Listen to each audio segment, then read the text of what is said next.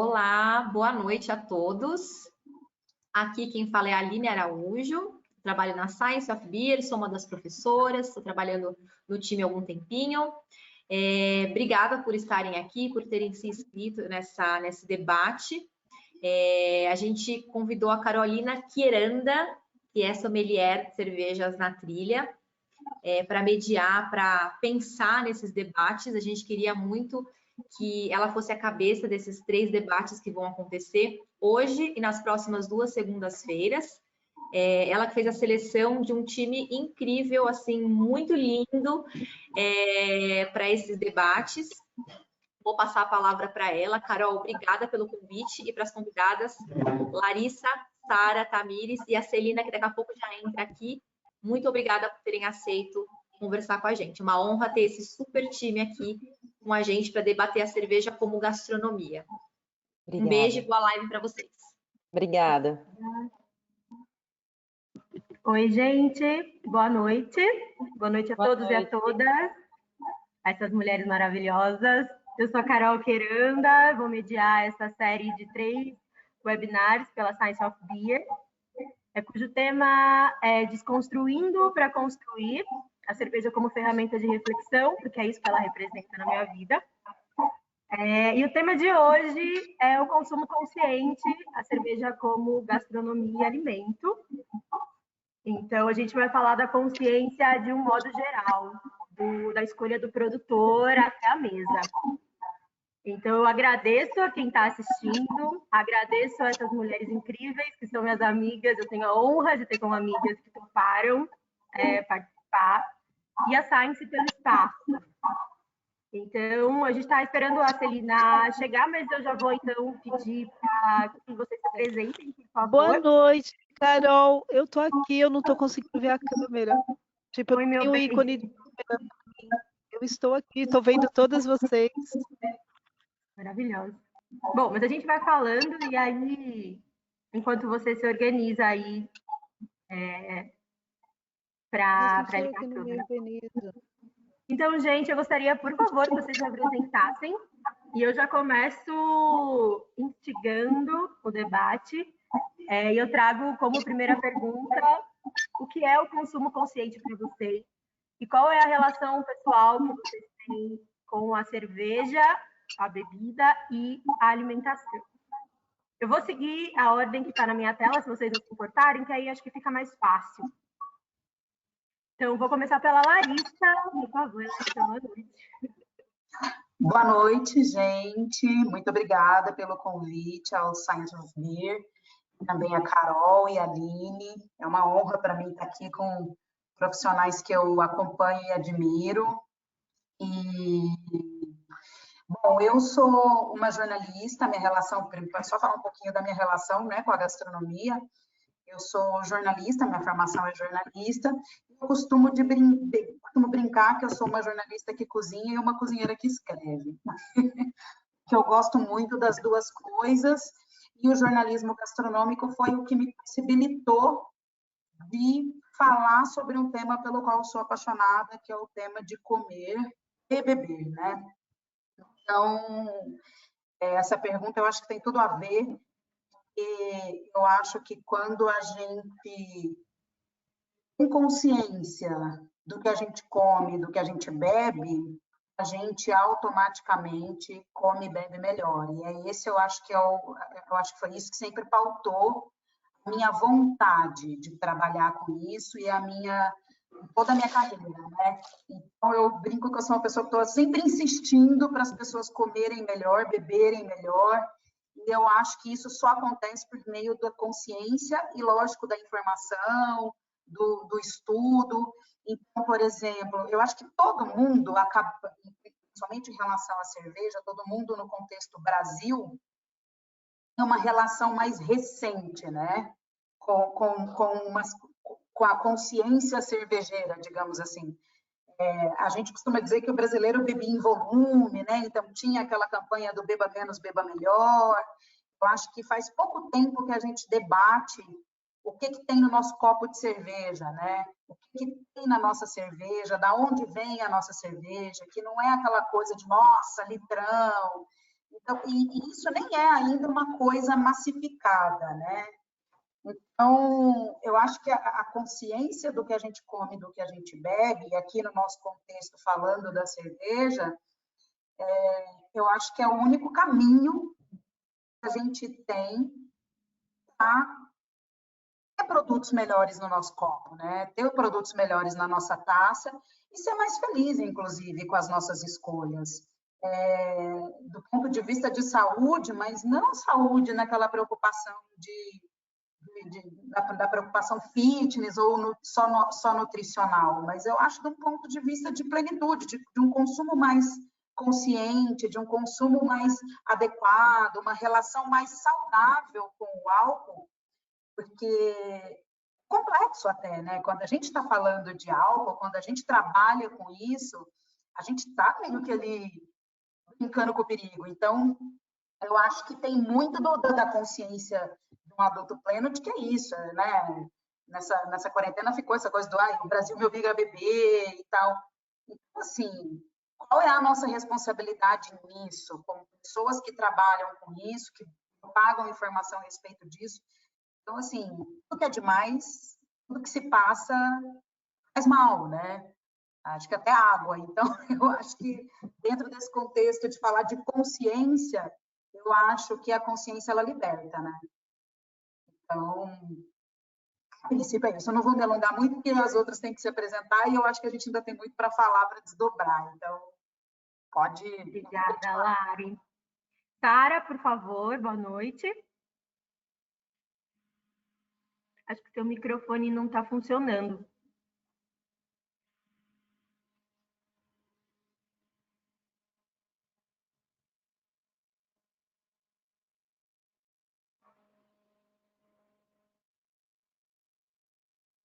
Não está funcionando ainda. Ativou. Estava desativado o microfone. Obrigada, Aline. Boa noite a todos e todas e todes, pessoas aí de casa que abriram suas portas, que abriram a porta de suas casas para nos receber nessa noite, para fazer um debate realmente pontual, preciso e necessário. Primeiramente, queria agradecer a Slice of Beer pelo convite, a Carol, a Aline, que está aí ajudando na mediação desse debate, dar meu boa noite especial à Larissa, querida, que eu adoro. Eu adoro. A Celina, maravilhosa, e a Tamires. Bem, feitas as apresentações, meu nome é Sara Araújo, sou sommelier de cerveja, como já foi pontuado. E essa pergunta que você traz, Carol, a respeito, né, da gastronomia, né, da cerveja, da alimentação consciente, né? Eu, diferentemente da Larissa, talvez também da Celina e da Tamires, que tem uma relação mais direta no fazer o alimento, construir o alimento, de pesquisar o alimento, e eu ainda estou naquela camada de ser consumidora, né? Eu sou aquela que consome e tem uma relação antiga com a alimentação, porque eu cozinho desde os 8 anos de idade. É mais um cozinhar para satisfação pessoal, né? E aí eu tenho, sim, uma preocupação, aquilo que eu vou colocar na minha mesa, aquilo que eu vou ingerir, aquilo que eu vou colocar na minha boca, porque a alimentação, antes de mais nada, ela é um ato político, né? Então, a gente tem que ter isso em mente, de saber essas escolhas. Não só na questão da gastronomia, mas também na questão da cerveja. A Larissa apontou algo que foi de bastante relevância importante, é trazer esse consumo consciente do álcool, ainda mais no momento que nós estamos passando de uma pandemia, né, de uma questão de saúde mundial, em que nos obrigou a ficar em casa, na maioria aqueles que podem, né? E pesquisas recentes demonstraram que o aumento do álcool foi bem significativo, e a gente sabe que a relação do brasileiro com o álcool não é uma coisa muito bacana, né? A gente ainda carece de muita informação, de muita educação nesse ponto. Até porque a gente sabe que o álcool não é o vetor, não é o principal agente, mas ele é um dos potencializadores, por exemplo, da violência. O índice de violência doméstica, por exemplo, aumentou significativamente nesse período, né? Só darmos aí uma pesquisada, que nós vamos acessar essas informações com bastante facilidade. Então, essa lógica, esse mote de que beba menos, beba melhor, é uma frase que ela deve ser levada materializada, levada a sério e materializada a sério, né? A gente precisa ter essa relação de uma relação amigável com a bebida, que ela não se transforme em algo que seja despotencializadora das nossas vidas, mas que nos ajude a ter uma relação bacana conosco mesmo, né, e com o social, né, porque isso tem reflexo no âmbito social. E acho que é pensar um pouco isso. A minha relação, inclusive, quando eu penso para fazer uma harmonização, fazer uma postagem, eu sempre escolho um rótulo, né? E faço essa harmonização com a comida para dizer, olha, a gastronomia é isso, né? A cerveja aliada à gastronomia, tem essa relação de ter prazer e também ter consciência. Eu começo a minha fala nesse sentido, trazendo a reflexão para todas essas agências que a bebida ela pode trazer. Ela pode ser uma faca de dois gumes, né? Cortar dos dois lados. Ela pode nos trazer prazer, mas também trazer situações que não são tão boas. E é isso que a gente precisa dosar, como a Larissa já pontuou, né? Tudo que é demais sobra, né? É essa reflexão inicial que eu gostaria de deixar. Obrigada, Sara. Tamires, por favor. Boa noite. Boa noite a todos. Meu nome é Tamires Cirilo. Eu sou publicitária. Minha primeira formação foi publicidade e propaganda. Eu sou técnica em nutrição, sommelier de cervejas e especialista em harmonização. Então, a comida sempre esteve de uma forma muito pesada na minha vida, né? A minha avó sempre gostou muito de cozinhar, eu sempre estive junto com ela, sempre gostei muito de cozinhar e de comer, que acho que tem muita gente que eu converso muito com muita gente sobre comida, então o pessoal fala muito assim, eu não me importo muito, não gosto de cozinhar, eu como para viver e eu sou completamente diferente, eu vivo para comer. Estava falando inclusive isso com a Carol ontem, que existem dois tipos de pessoas, né, no mundo referente à comida, e eu sempre tive uma relação muito estreita com a comida, a princípio desde criança,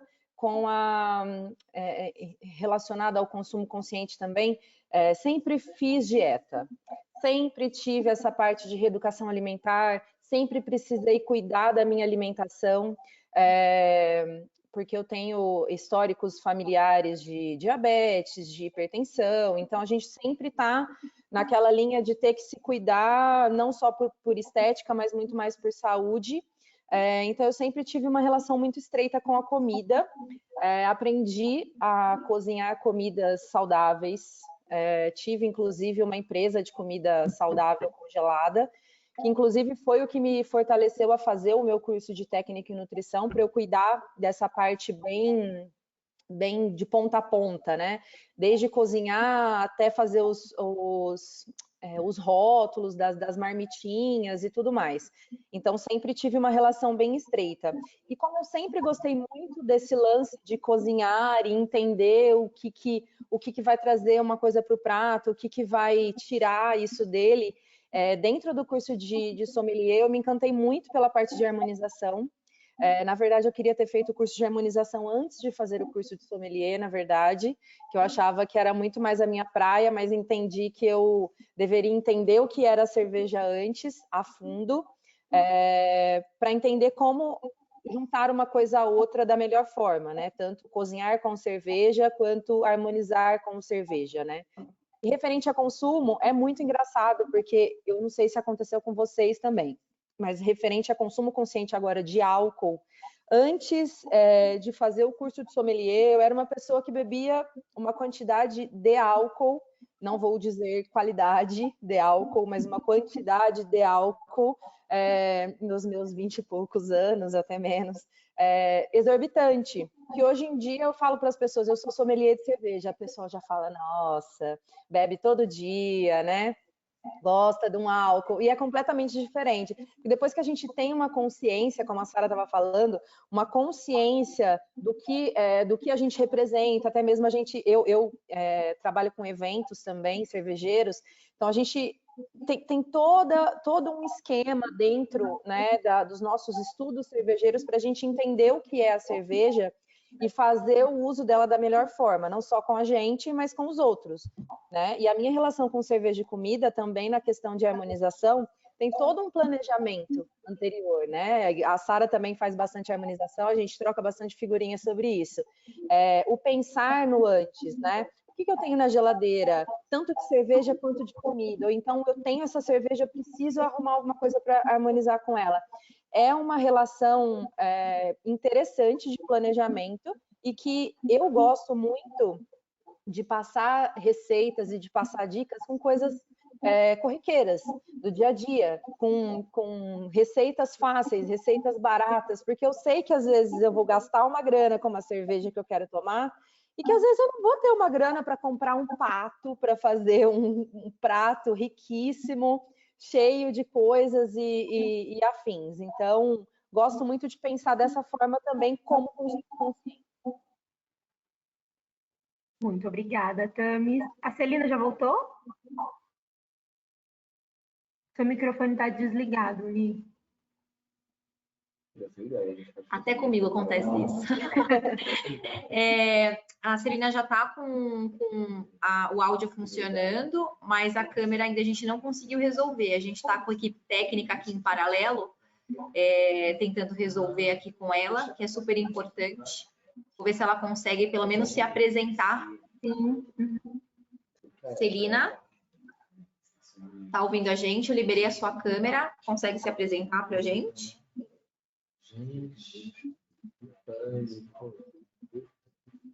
Mandei uma mensagem aqui também para ela. Tecnologias, né, gente? Olha, sempre nos traindo. Sempre nos traindo. Testes que a gente faça, sempre tem alguma coisa que acontece. Viu, participantes, fizemos testes. Agora sim, Celina. Boa noite. Estão me ouvindo? Sim. Boa noite. Gente, eu queria pedir mil desculpas, assim, eu não sou a pessoa mais tecnológica. Esse computador ainda não é meu, porque eu só uso basicamente telefone para fazer essas coisas. E, bom, não vou perder tempo. Eu sou Celina. Eu sou cozinheira vegetariana há 15 anos. E eu me tornei cozinheira porque tinha muita dificuldade em achar comida que não fosse queijo e ovo. E, paralelo a isso, eu comecei a estudar. Hoje eu faço uma faculdade de biomedicina, comecei a cursar biomedicina, porque eu entendo que comida ela é uma coisa extremamente importante para a gente se constituir enquanto ser humano. E eu estou aprendendo a beber. Cerveja eu bebo com os meus amigos. Sempre que eu penso em cerveja, eu penso em petiscos. E agora com vegetarianos. E geralmente no calor. E com uma função social mesmo, mas entendo eu comecei a participar da Confraria das Pretas há um ano mais ou menos e comecei a aprender e entender que vinho e cerveja são alimentos e que eles têm uma sinergia com os alimentos. Quando a gente come e bebe, a cerveja de qualidade ou o vinho de qualidade, eles potencializam os nutrientes do que a gente ingeriu. É isso. Eu vou continuar aqui tentando a câmera para vocês me verem, mas eu estou ouvindo vocês perfeitamente. Queria pedir mil desculpas se eu não conseguir. Fique tranquila. Bom, gente, obrigada. Eu fico muito feliz de saber que, apesar de lugares diferentes, a gente fala a mesma língua, né? Todo mundo pontuou algumas coisas bem semelhantes, que fazem parte, inclusive, do segundo tópico.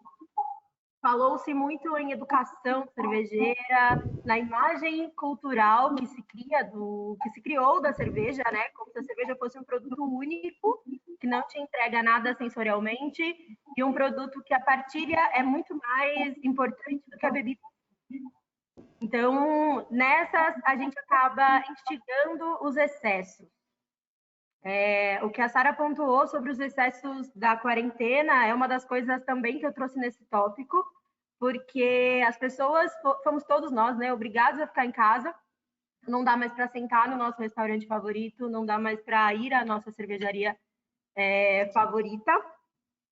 E tem uma frase da Celina, de uma das lives que eu vi, que me provocou bastante, que é: o alimento ele nos sustenta enquanto espécie. Essa ideia do saco vazio não para em pé.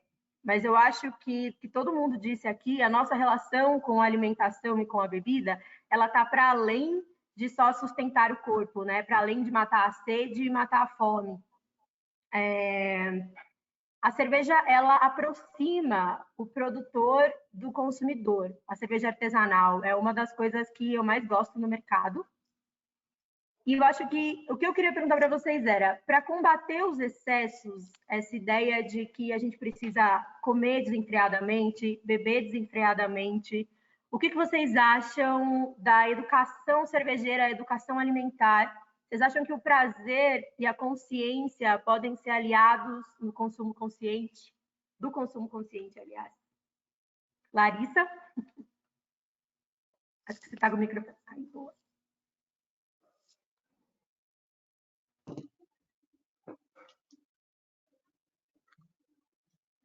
Ainda está sem som.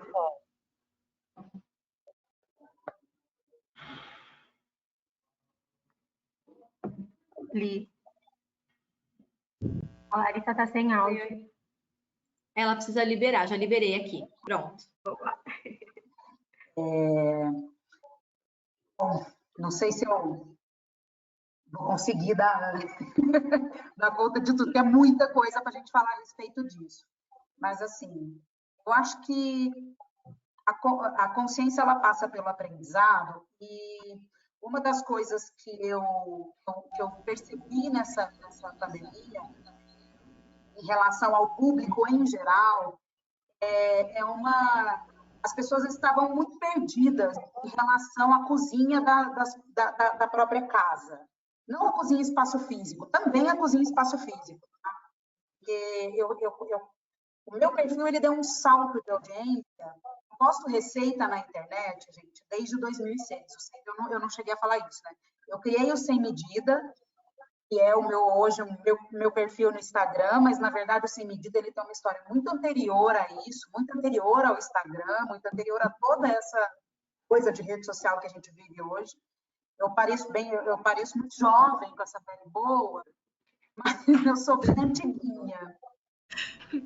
Eu sou pré-Google, por exemplo. Então, eu criei o Sem Medida em 2004, a registrar as receitas que eu fazia na República, porque eu entendi muito jovem que cozinhar era o melhor jeito de eu comer bem. Eu sou do Goiás, eu vim morar sozinha em São Paulo com 17 anos para fazer engenharia de alimentos. Da engenharia de alimentos eu pulei para o jornalismo, mas eu sempre cozinhei. Sempre fui a cozinheira do acampamento, a cozinheira da festinha, a pessoa que fazia o estrogonofe da turma, o chili, porque eu entendi muito cedo isso. Eu não tinha dinheiro para ir no restaurante, eu não tinha dinheiro para comer bem fora de casa, então eu entendi que se eu quisesse comer coisas gostosas e bem feitas, eu mesma tinha que fazer. E a minha mãe é aquela mãe, né, mãe preta, ela cria a gente na base do tipo, se vira que você não é caixote. Então eu sempre me virei. E não tinha internet, né, não tinha onde. Então, as receitas que você aprendia era no boca a boca, era indo atrás de quem sabia cozinhar. Depois veio a internet, ficou tudo muito mais fácil. Então, você dá um Google, você já sabe, você aprende a fazer receita do mundo todo. E eu acho que a gente, quando eu falo que eu vi esse aspecto na pandemia, é que eu acho que as pessoas elas perderam uma conexão com a comida. Um pouco passa por eu como para parar em pé, né? Eu como para poder ter energia para trabalhar, mas é muito no automático. Eu acho que as pessoas elas não refletem sobre o que elas comem, e isso elas não refletem sobre o que elas comem, sobre o que está no prato dela, sobre a origem do que está no prato dela. E quando eu estou falando comida, a gente pode colocar nesse balaio a cerveja também, as bebidas em geral, porque a pessoa meio que terceirizou, a galera terceirizou. Aí, assim, chega na minha casa uma lasanha que custou R$10 e chegou congelada. Você não parou para pensar que isso é uma complexo é fazer uma lasanha, o trabalho que dá para fazer uma lasanha. Por que que essa consegue chegar na sua casa pronta por 10 pila? Né? O que tem nessa lasanha? Você se interessa em ler um rótulo? Você olha para aquilo que você está consumindo, mas você olha com um olhar um pouco mais de exigência, porque é isso, as pessoas elas se preocupam com a qualidade do sabão em pó que elas põem na roupa delas. Mas elas não se preocupam com a qualidade do creme de leite que elas vão pôr no estrogonofe. O que que tem no creme de leite que você está pondo no seu estrogonofe? O que que tem na sua cerveja que você está tomando 10 litros no final de semana? Então, eu acho que a gente terceirizou uma coisa que é primordial. E eu fico muito chateada com as pessoas que falam, tipo, eu não cozinho, eu não sei fritar um ovo. Achando que isso é algum tipo de mérito. Cara, para mim equivale a você falar, nossa, eu não sei tomar banho. Talvez mais grave, né? Você tem que saber fritar um ovo, é obrigação sua como ser humano. Depende de se alimentar todos os dias, né? Você veste roupa todos os dias, então você não aprende a lavar sua roupa, a vestir, a gerir, a escolher. Por que você não se preocupa com o que você bota no seu prato? Por que você acha bem natural terceirizar isso? Indústria, quilo da esquina. Por que você não tem essa consciência? Por que você acha bonito? Não estou falando que, assim, não dirige, não vai ser um super piloto, você não vai virar o Lewis Hamilton, né? Mas você sabe dirigir. Você se interessa em aprender a dirigir. Você não precisa virar o Alex Atala, mas você tem que saber fazer sua comida. Eu acho que escolher um feijão, escolher um limão, escolher uma banana boa no hortifruti, saber onde fica a feira do seu bairro, essa é a obrigação de qualquer ser humano, porque você depende disso todos os dias da sua vida. Então, eu acho que a discussão é bem anterior, quando a gente fala de consciência, de fonte de produtor, eu acho que a gente deu a conexão num nível tão primário, as pessoas no meio da pandemia, quando elas se viram trancadas dentro de casa, tendo que prover aquela sua alimentação, a sua ração, eu não estou nem falando da alimentação que a gente, final de semana, aquele prato bonito, a macarronada de frango com frango assado do domingo. As pessoas não sabem gerir as suas próprias cozinhas de um jeito mais básico. A receita mais acessada do Sem Medida é um ovo mexido, tá? É um ovo mexido, porque as pessoas não sabem fazer ovo mexido.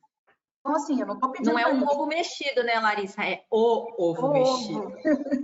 Que eu aprendi a fazer. Eu não estou pedindo para ninguém fazer cassoulet, paeja, feijoada. Mas, poxa, você precisa saber se nutrir minimamente, de uma maneira boa, prazerosa, gostosa, fazer uma comida saborosa para você mesmo. Né? Tá na moda, vamos usar a palavra da moda aí, o autocuidado. Né? O autocuidado não é só skincare, né? Uhum. E resgatar o prazer de cozinhar, o prazer de comer. E eu acho que a cerveja, no contexto que a gente está trazendo aqui, ela entra nisso. Ela entra no aspecto nutricional, ela entra no aspecto de um momento de autocuidado, de prazer e de uma relação saudável com o que nos nutre. Não só energeticamente, mas mentalmente, porque comer não é só energia. Você sentar na mesa no fim do dia, de um dia cansativo de trabalho, abrir uma garrafa de cerveja única, um vinho, isso não tem a ver com preço, que a gente, vocês como profissionais de serviço e sommeliers sabem disso, que não, o que é caro não necessariamente, só o que é caro não necessariamente é só o que é bom, mas é aquela qualidade daquele momento, né? Eu vou tomar aqui uma puta garrafa de cerveja que é o melhor que eu posso comprar, que é a melhor que eu posso ter, uma pessoa que eu gosto ou sozinha, e vou ter um momento de prazer, de relaxamento, vai nutrir minha alma, que vai me fazer ser uma pessoa melhor e acordar uma pessoa melhor, uma pessoa mais descansada. É uma fonte de prazer, sim. Então, eu acho que tem muito a ver com isso. E aí a gente se entope porque você tá fugindo de algo, né? Você está usando aquilo de um jeito compulsivo para compensar outras carências que, na maioria das vezes, são emocionais, e está desenvolvendo uma relação compulsiva com algo, né? Seja comida, seja bebida. É isso. Isso é tão real que puxa até outros vieses, né? Por exemplo, limpar a própria sujeira. As pessoas começaram a se vangloriar nessa quarentena por lavarem a própria louça. Gente, que isso? Que mundo vocês vivem? Eu posso chamar minha mãe de novo, não está fazendo mais que obrigação. Exatamente. Parabéns por fazer o mínimo. Você limpar a sua própria sujeira virou um evento. Então, para você ver o post quanto... na internet, né? Ai, Pois é, exatamente. Sara, por favor. A minha relação, a minha reflexão, na verdade, sobre essa pergunta que você traz, né, passa muito por essa fala da Larissa, né? Eu só não vou dar um Ctrl+C, Ctrl+V, porque é feio, né? Né? Mesmo dando referências, colocando ali é feio, mas enfim. Como eu disse, a minha relação com comida ela vai mais no campo de ser consumidora, do autocuidado, que não é só skincare, como a Larissa comentou. Eu cozinho desde os 8 anos de idade, foi por não foi nem por imposição, foi por necessidade, né? Não tinha quem cozinhasse, né? Minha mãe saía para trabalhar, eu era a filha mais velha, tinha mais 3 irmãos menores, e a mais velha sempre sobrou tudo, né? Família de preto sabe como é, né? Um ano mais velho já vai ter que cuidar do irmão mais novo, da irmã mais nova, enfim. Aí aprendi a fazer o arroz, feijão e tal. E inicialmente era o básico, né? O arroz, o feijão, uma carninha, ali uma verdurinha, se tivesse, né? Porque às vezes era muito raro. Aí só vai aprender a ter essa relação com a alimentação um pouco mais velha, porque a gente também tem essa questão de não ter uma educação alimentar nas escolas, que deveria ter, isso deveria ser educação, ser regramento básico, e a gente não tem. Educação financeira, educação alimentar, enfim, outras educações, não vou entrar no tópico aqui. Exato, nem vou entrar no tópico aqui para a Damares não vir atrás da gente. Mas, o que acontece? Eu fui nesse âmbito da necessidade. E com o tempo, eu queria experimentar comidas diferentes, comidas novas. Também não tinha grana para ir para os restaurantes. Morro de vontade de ir naqueles restaurantes de São Paulo, nos Jardins, para experimentar, mas um dia eu chego lá. Então, eu ia para a internet mesmo. O site Tudo Gostoso era a minha vida, assim, né? Depois que eu descobri a Larissa, então, minha vida se transformou.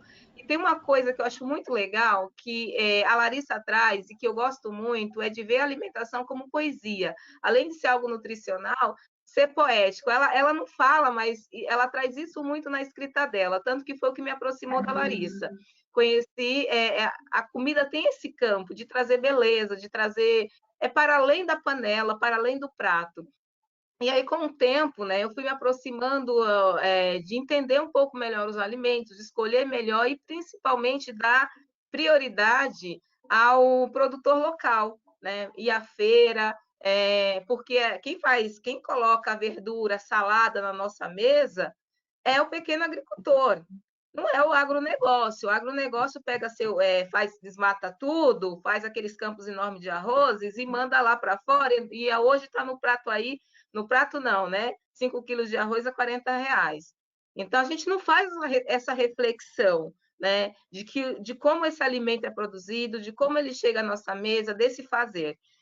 Eu tive, né, vamos dizer assim, que a diversidade me trouxe um privilégio, porque foi a diversidade que me fez cozinhar, que me fez aproximar da alimentação, né? Depois eu tenho um filho, eu tinha que cuidar desse filho, eu tinha que me virar com ele, fazer uma boa alimentação para ele, e a nossa relação é essa.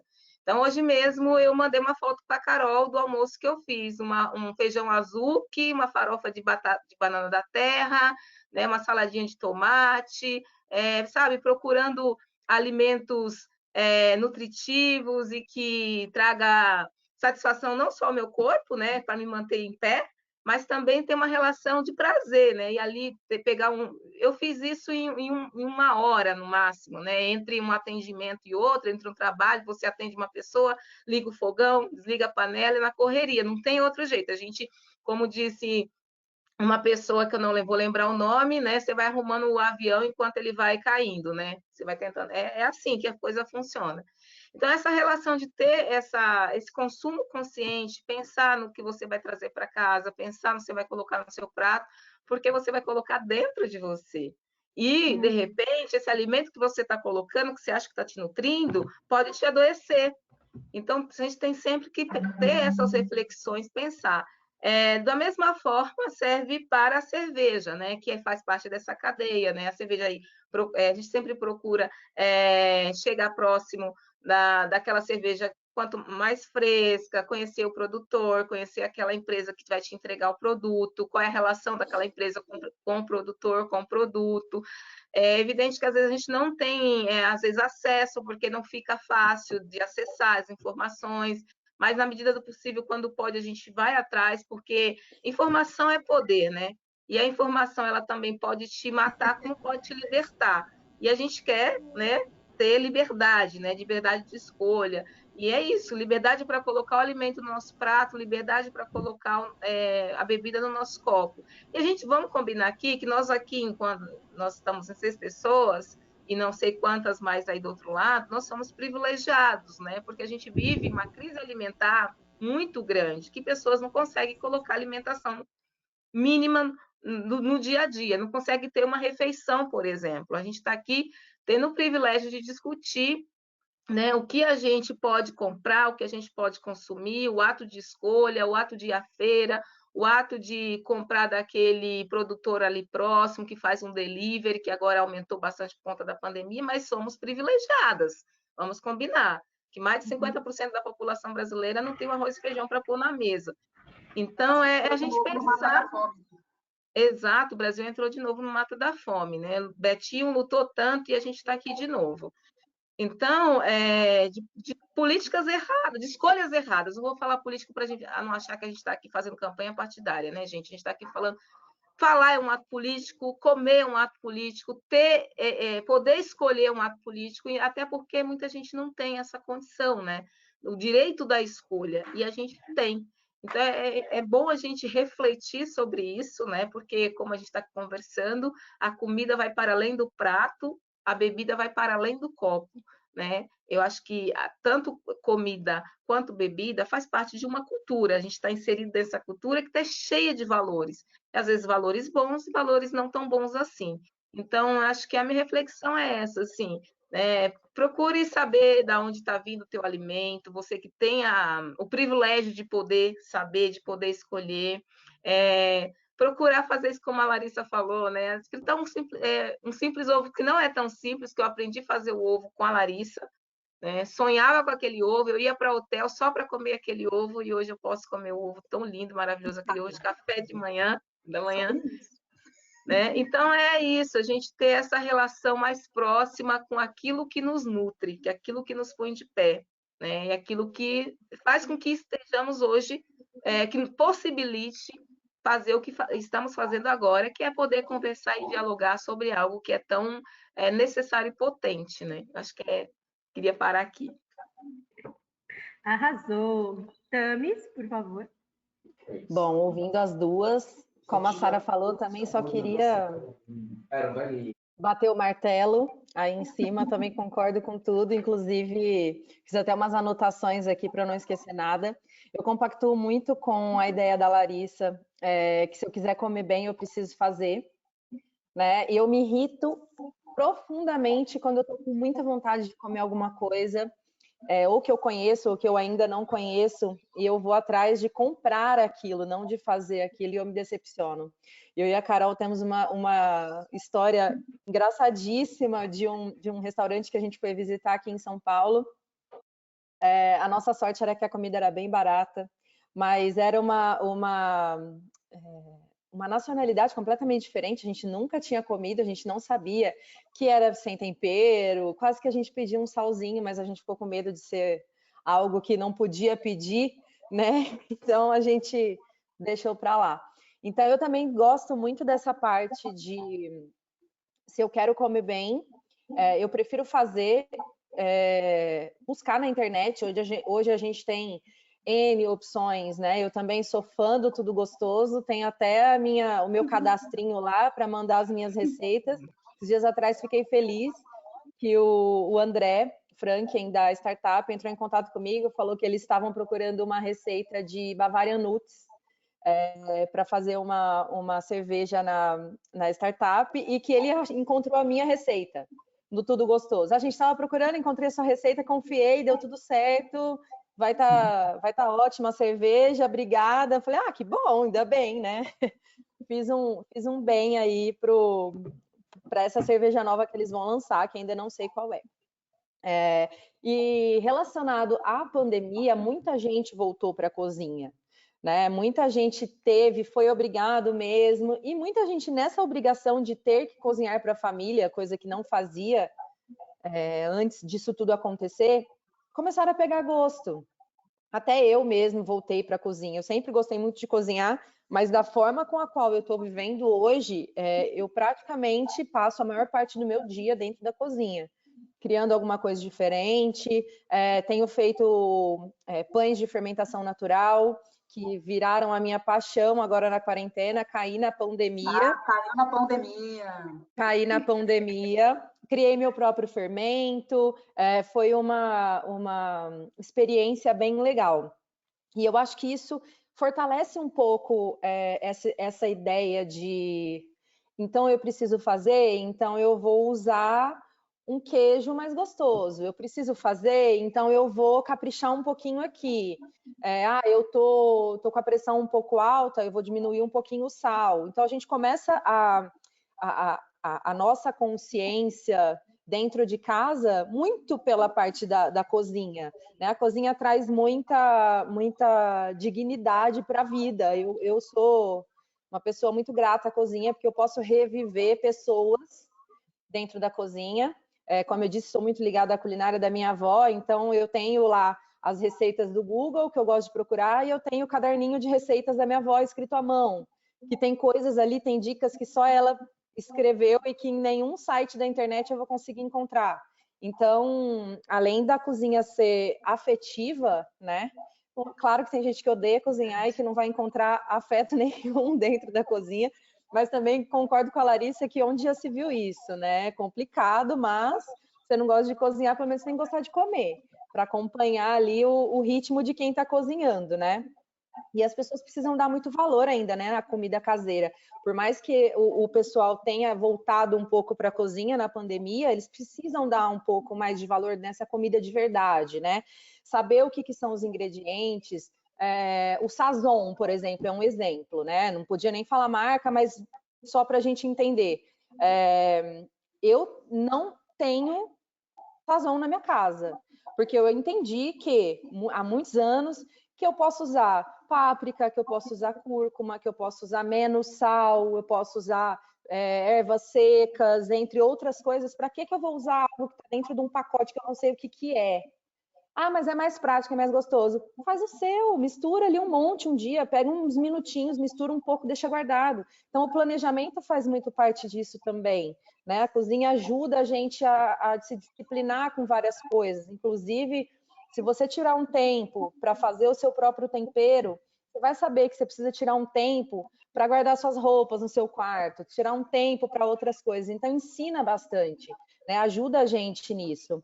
E a cerveja também tem uma parte muito importante nesse fator de entender custo-benefício, né? Entender poder de escolha, porque muita gente ainda hoje em dia, eu tenho muitos amigos fora do mercado cervejeiro, pessoas de outras turmas, né? E que ainda preferem pagar um valor mais barato por uma quantidade de cerveja maior, mas com uma qualidade muito baixa. Então, assim, o nosso trabalho referente à cerveja é esse, né? De conscientizar as pessoas que, beleza, você pode comprar, não é proibido você comprar uma cerveja ruim, mas tenta guardar a sua grana que você vai comprar, sei lá, 12, um fardinho, compra faz uma refeição especial, ou então não quero comer com nada. Existem cervejas que nem precisam disso, né? Eu costumo dizer que tem cervejas que... o que eu harmonizo com isso? O copo. Exatamente, não precisa comer com nada. Né?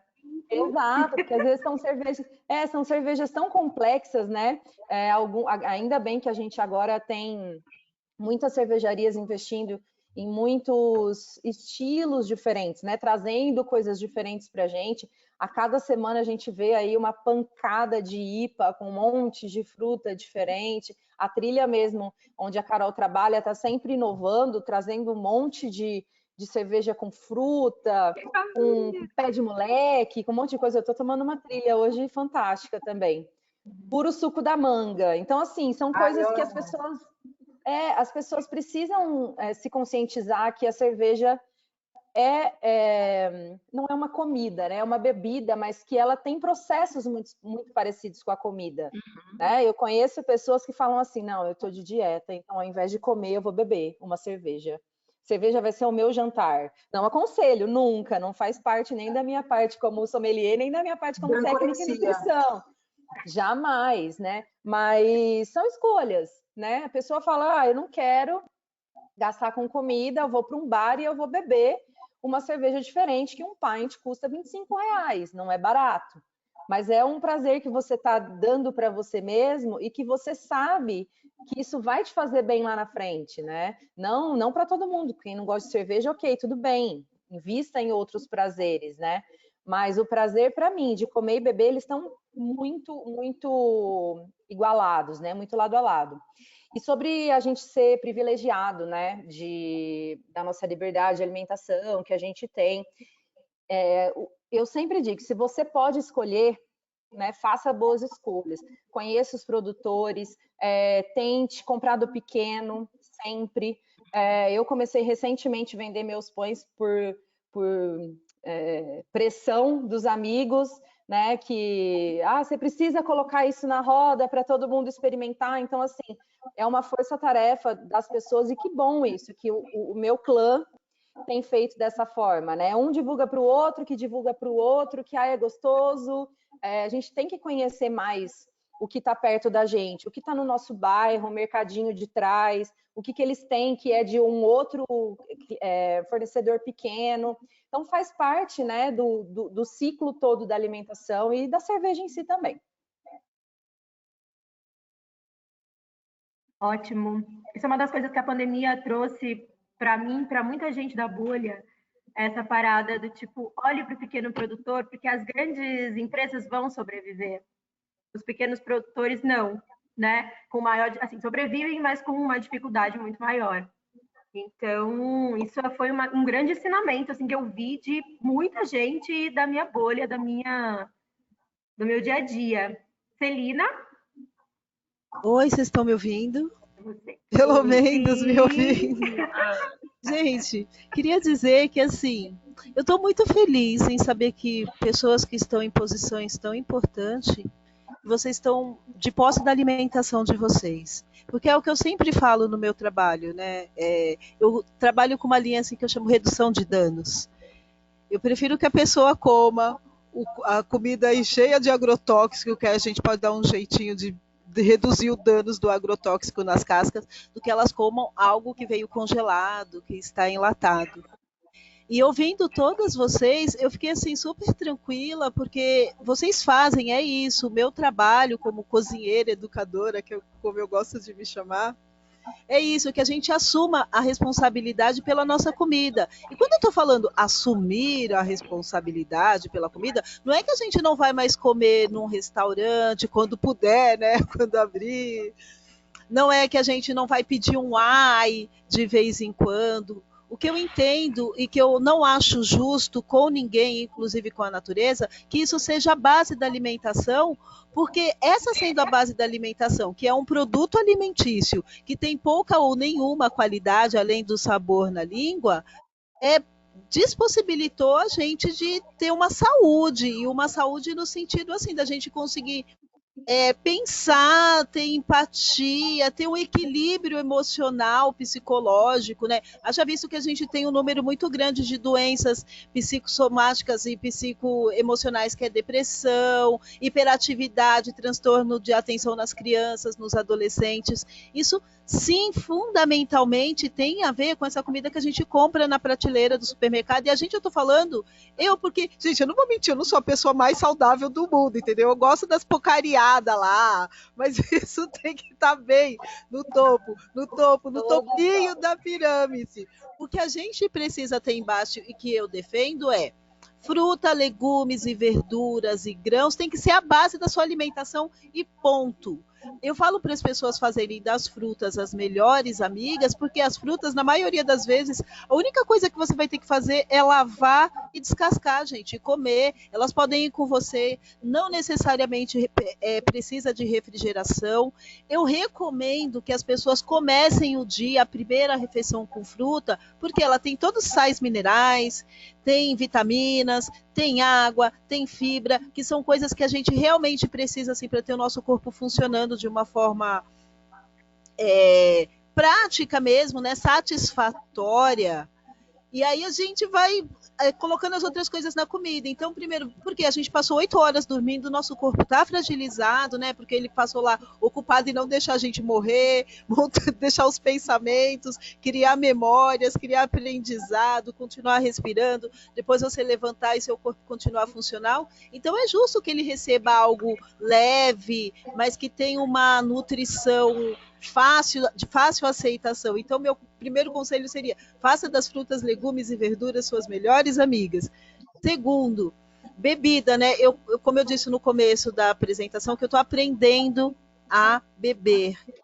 E é verdade, comida, por exemplo, uma boa cerveja num jantar ou no almoço, todos os nutrientes que tem ali nas saladas, né? Eu não vou falar na carne, mas eu não faço, porque eu sou vegetariana, mas enfim, consumir um prato com peixe, os lúpulos, a água da cerveja, quando ela é feita de boa qualidade, ela vai entrar em sinergia com esse alimento, seu corpo vai aproveitar isso muito melhor. E aí, quando a gente vê isso, quando a gente não tem ressaca, quando a gente tem aquela molezinha gostosa no corpo, aí se você consegue, você dá uma cochiladinha e tu acorda meia hora depois assim, vivão. Não é? Tipo, e essa coisa assim, e eu fico muito feliz e muito agradecida de vocês também estarem com essa missão, porque é uma missão, né, que cerveja, que seja que a gente tenha acesso a ela como comida e comida de verdade, porque a cerveja, como o vinho, como o pão, como os cereais, eles acompanham a nossa história há muito tempo. Eles evoluíram também com essa configuração que o nosso corpo tem agora. E como que a gente consegue, né, que foi, acho que até a Carol que estava falando, que as grandes empresas, elas vão sobreviver. Elas vão sobreviver porque elas não estão preocupadas com a gente. O que elas oferecem para a gente não é exatamente o alimento, não é exatamente algo que é para nos nutrir e que é para nos trazer felicidade. Que eu entendo que comida, além de nutrir o corpo físico, ela traz essa satisfação.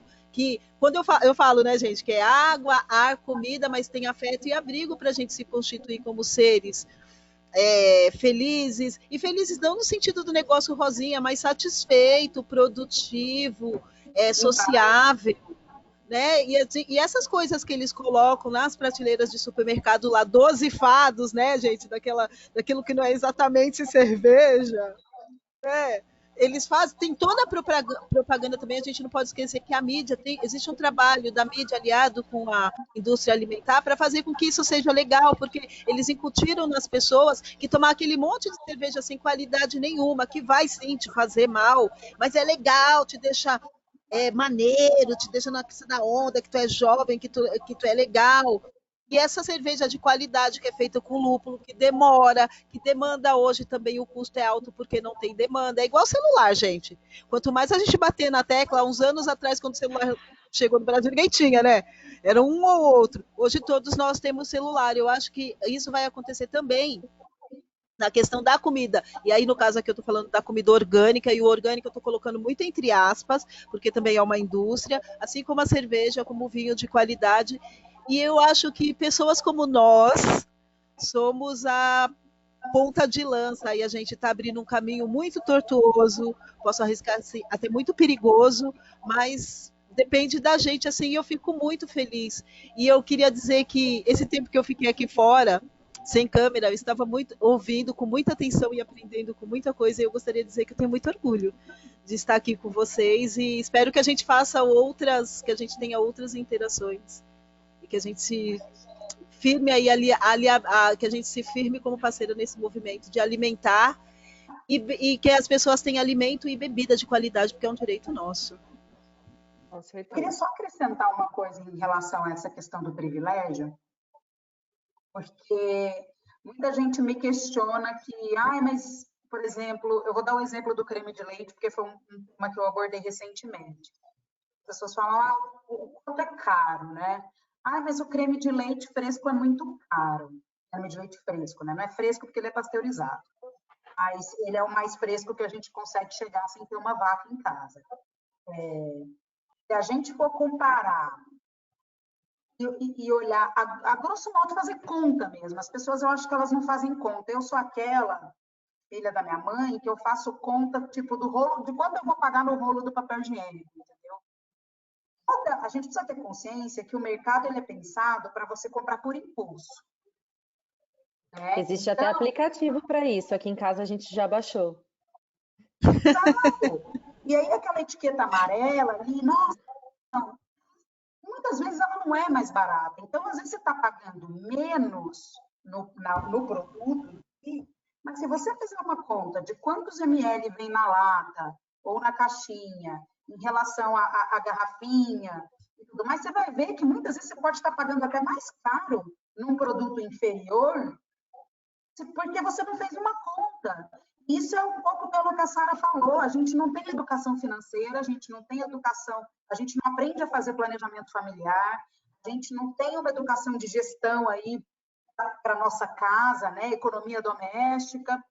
Então, muitas vezes você não sabe quanto você está pagando nas coisas, você vai no impulso olhando o preço absoluto, o preço da etiqueta. Então, tal coisa é muito cara. Quem disse? Né? E é isso. Até isso é privilégio. Você ter a consciência de saber fazer a conta e questionar os preços e os custos daquilo que você está trazendo na sua listinha, na sua feira semanal, né? Assim, se você vai na feira, é isso, inclusive, né? Fruta, vegetal é muito mais barato do que laticínios, do que proteínas de origem animal. Não é por acaso. É mais caro mesmo. Então, Privilégio poder comprar. Desculpa, só um adendo. Privilégio de poder comprar manteiga e parar de comprar margarina. Né? E quando a gente tem a consciência que a margarina faz mal e a manteiga não é tão ruim, é uma gordura boa. Né? Então, ter o privilégio de poder usar uma manteiga. Eu falo por mim mesma, que muitos anos de quando eu era bem mais nova, comecei a cozinhar, eu achava manteiga caríssimo, tentava fazer substituições com todas as outras gorduras possíveis. E aí, hoje em dia, depois de todos os cursos que eu fiz e de cozinhar muitas vezes, né, e muitos anos, a gente entende o privilégio que a gente tem de poder comprar uma manteiga e não precisar mais ter que ficar substituindo. Claro que todas eu queria fazer um adendo aqui, posso? Queria fazer um adendo que é isso, eu acho que é exatamente isso, dos anos 80 para cá, a indústria, né, que a gente tem como indústria de marketing, a indústria na TV, eles passam essas coisas mesmo, por exemplo, eles martelaram durante muitos anos que a margarina era melhor. As pessoas também têm essa cultura, né, tipo, isso que você falou também, Larissa, dos precinhos lá em vermelho, né, tipo, essa coisa das pessoas não terem informação, fala assim, nossa, mas um pote de manteiga é caro. Caro quanto, né? Considerando que a margarina ela vai fazer super mal para você, tipo, o seu corpo não reconhece a quantidade, o dano a médio e longo prazo que essa margarina vai trazer para você, esse mais barato, esses R$2, R$3, e quando a gente vai colocar na conta mesmo, a menos que seja uma coisa muito especializada, assim, tipo, um pote de margarina, eu não consumo há anos, então eu não sei qual a diferença, mas pelo que eu passo ali pelo mercado, e fazendo uma conta assim bem rápida, às vezes é isso mesmo, R$ 2, R$ 3, que é exatamente esse privilégio das pessoas que são classe média, né, e geralmente as pessoas brancas, porque aí a gente está falando aqui que quem está de acesso dessa comida ruim e prejudicada pela comida ruim, são a classe trabalhadora, que é preta, é periférica e descendente dos povos originários, né, que as pessoas chamam indígena. E aí as pessoas não têm nem, porque a gente não aprende por falta daquele, nas escolas, ao invés de ter essas matérias que as pessoas não entendem, não precisa, a gente não usa na vida, ter uma educação financeira, a educação alimentar, para que a gente, Larissa, consiga chegar no supermercado e entender, falar assim, aqueles números vermelhos ali, nada a ver, tipo, não é barato para mim, né? O quanto que a gente consegue também, eu acho que a gente tem muita dificuldade, e eu vejo isso na alimentação, porque eu faço questão de trabalhar com alimentação orgânica, eu faço questão de oferecer produtos orgânicos, inclusive quinoa, todas essas coisas que as pessoas acham que é tão caro, né, que faz essa diferença, assim, gente, isso é muito caro, mas quinoa dobra, uma xícara de quinoa vira duas, um bife é apenas um bife, né? Como que a gente discute isso com as pessoas, e é isso que cria esse abismo, né? Esse fosso, de que a gente poder comprar uma cerveja artesanal que não custa aí R$ 5, uma lata de 300 ml, que é água e sabe Deus mais o que tem ali, essa consciência que a gente ainda não eu acho que existe uma política para que a gente não tenha acesso a essa consciência, né? Porque consumir esses produtos vão colocar mais pessoas em salas como essas que nós estamos agora, e isso eu acho que não interessa para essa indústria alimentícia. A gente nem precisa ir muito longe, o próprio guia alimentar está sendo mudado, né? A gente Atacado, né? Não vamos entrar muito nisso, porque senão a gente fica aqui horas a fio falando, né? Deixa eu só dar um recado rapidinho. A gente está entrando aí nos últimos 20 minutos do nosso bate-papo. Eu queria reforçar para todos os participantes enviarem as perguntas no campinho perguntas que tem aí, numa caixinha que deve estar provavelmente no cantinho à esquerda aí da sua tela, tá bom? Podem mandar as perguntas. Por enquanto só tem um comentário, viu, meninas, da Rosilene Sá, falando, só queria parabenizar tanta mulher maravilhosa junta. Por enquanto só tem esse comentário, a gente vai lendo mais ao longo até o final, tá bom? Gente, eu vou aproveitar o calor da discussão para trazer um terceiro tópico e o último. Quando eu conheci a Celina, conheci ela por uma live, e ela traz uma fala sobre a boa comida não deve ser um privilégio. E a mesma coisa a gente se estende para a cerveja. Quando a gente começa a fazer um recorte do mercado de cerveja artesanal, nós somos 2% do mercado, composto por homens brancos de classe média alta. Homens que ganham de 6 a 10 salários mínimos, e aí tem um percentual ali muito próximo que tem uma renda superior. Quando as pessoas migram de cervejas mainstream para cerveja artesanal, é como se elas se sentissem enganadas a vida toda. Então, elas descobrem um mundo diferente.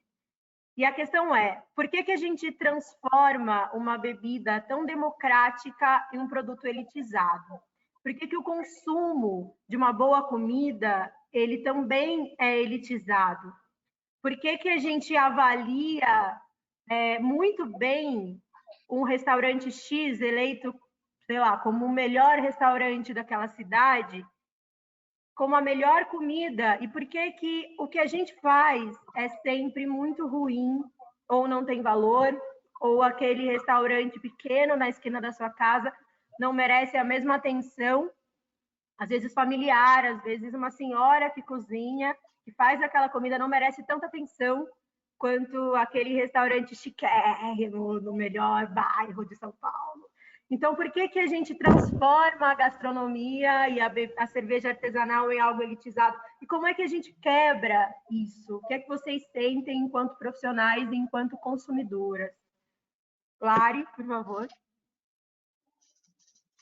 Eu questiono um pouco essa questão do privilégio, porque assim, eu trabalho também com atendimento ao público. Né? Eu faço eventos aqui, eu e o Gustavo, a gente tem o Jantar Secreto, que a gente recebe pessoas, é o nosso restaurante, né? Que é nosso restaurante, entre aspas, porque não é um restaurante formal. ele trabalha com agenda, com reserva, venda de ingresso, a gente faz uma temporada por mês, enfim, tem todo um contexto aí, e a gente tem toda uma história. Assim, uma das coisas que a gente pensou quando a gente foi fazer o Jantar Secreto, pode parecer que não tem nada a ver com o que eu estou falando, mas vocês vão entender. As pessoas que vêm no Jantar Secreto, elas não sabem o que elas vão comer, né? Então, a gente dá pistas, né? Sempre tem um tema. Então, por exemplo, o tema desse mês é mar e terra. Então, para dar a entender que são pratos do mar e da terra ali combinados e tudo mais, a gente dá pistas. E aí a gente recebe as restrições alimentares. Porque a ideia é que você tenha um momento de prazer e não de surpresas desagradáveis. Então, a gente recebe restrições, não só tipo, alergias, alergênicas, né? Como também de paladar. Olha, não suporto pimentão, tá bom, não vai ter pimentão no seu prato. Né? Mas, o que acontece? Que a gente percebe muito ao longo dos anos. A limitação, não necessariamente, ela está ligada ao poder aquisitivo das pessoas, tá? Existe um contexto cultural muito forte no Brasil. A gente aprendeu, a gente tem uma visão muito enviesada do que é bom, do que é qualidade. Porque quando eu era jovem, assim, que a gente falava, nossa, cerveja importada, só existia a Erdinger, né? A Budweiser, e a gente achava, a Budweiser era uma cerveja incrível para o jovem da minha geração, só porque era gringa. Né? Depois que eu fui fazer cerveja, lá na Malte Moselles com a Aline, a gente vai estudar cerveja lá em 1900 em Ruga, a gente aprendeu que Budweiser tipo, corre junto ali com a Itaipava e tudo mais. Então, assim, acho que não é só, no Brasil não é só uma questão de privilégio, de corte de classe. Claro que quando você sai, né, dessa zona aí, de que você vai para uma classe C, B, a gente não consegue discutir isso. E eu acho que, assim, desculpa, você não vai discutir com quem está numa situação de extrema necessidade ou de média necessidade, porque não é só extrema pobreza. Extrema pobreza, ninguém está questionando nada, né, gente? A pessoa está ali existindo. Agora, quando você já chega numa situação onde a pessoa é uma assalariada, que ela trabalha para comprar ali na ponta do lápis o que ela come, ou pagar as contas, ela está lutando para que a conta feche, aí não dá para você discutir. Olha, a minha escolha é creme de leite fresco ou creme de leite em lata? Desculpa, não. Quando eu estou falando de discutir, que a gente é um corte muito mais superior. Gente da gente para cima. É a galera que paga um ticket médio de 200 a 300 reais para comer aqui, nossa comida, e essa pessoa não tem consciência. Essa pessoa não sabe diferenciar giló de quiabo. Ela acha que todos os dois são horríveis, porque ela foi criada num contexto de que bom mesmo é a comida que vem da gringa, é o macarrão. Então, assim, a gente está falando aqui no Brasil de uma discussão bem anterior, porque, na verdade, o pobre mesmo, ele está comendo para sobreviver. Quem tem o direito de fazer essa escolha entre cerveja artesanal e cerveja sim, são pessoas que têm poder aquisitivo, que têm esse poder aquisitivo, só que elas não querem, entendeu? Então, assim, a gente trabalha num nível de inconsciência ainda geral na nossa cultura, que é muito anterior. Eu acho que é por isso que eu falei, quando as pessoas ficaram trancadas em casa durante a pandemia, oh, meu Deus, eu tenho que saber agora de onde vem a minha comida. Quem vai lavar a minha louça? Não estou falando de gente, estou falando de gente que tem celular e tem acesso ao Instagram. Que é alfabetizado e consegue ler o que eu escrevo. E essas pessoas, elas até ontem não estavam pensando muito bem no que elas estavam comendo, no que elas estavam bebendo. Então, assim, eu acho que tem sim aí todo um trabalho cultural, né, que a Celina bem ressaltou, dos anos 80 para cá. A indústria tem um lobby muito grande, e isso não é no Brasil, isso é no mundo todo. A indústria consegue muito espaço na mídia. Não é porque a mídia é horrorosa, é que a mídia vive de salário também, né? Eu sei, eu posso falar, eu sou jornalista. Então, assim, o espaço que a indústria consegue comprar na mídia para colocar lá que margarina é muito melhor que manteiga, é o é o lobby da indústria. Assim como a cerveja artesanal é pequenininha, não consegue brigar com a cerveja mainstream, que tem grana para patrocinar legislação, tem grana para conseguir espaço na grande mídia, né, para patrocinar grandes eventos, para entender a marca como objeto de desejo na cabeça dos jovens, né? Comprar cervejaria pequena e subverter o produto, né? E fazer outra coisa usando a mesma marca, né? O que eu acho interessante até no processo da cerveja artesanal brasileira é que a cerveja pequena, ela hackeou-se. Ela começou a entrar, as pessoas começaram a consumir cerveja artesanal, a grande indústria começou a comprar as cervejarias pequenas, as cervejarias artesanais, porque ela estava perdendo o mercado. Era um nicho que interessava muito, né? E não é mais nicho, né?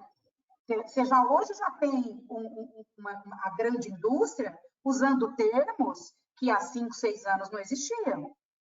Sim. A grande indústria hoje fala em puro malte, a grande indústria hoje fala em IPA, né? Fala em ale. Então, assim, você já tem um letramento para um pouco fora da bolha. A grande indústria hoje fala em lúpulo, que é algo... Exatamente. Exatamente. Que até uns 2 anos, mais ou menos, atrás, não se falava. E eles têm acesso ao que eles quiserem, gente. Inclusive, né? Enquanto cervejaria pequena, não é fácil, não. Por isso que eu defendo, Carol, por isso que eu defendo, assim, que, né, se a gente não estiver bem alimentado, a gente não consegue ter a gente não consegue distinguir essas, né, porque a alimentação, ela faz com que o nosso corpo funcione de forma até para a gente conseguir ter pensamento crítico, que eu acho que esse é essa minha birra, né, com a indústria alimentar. E aí, quando eu estou falando alimentar, já faz um tempo que eu incluo as bebidas, né, tanto o vinho, quanto a cerveja, quanto aquele cálicezinho ali também de conhaque, enfim.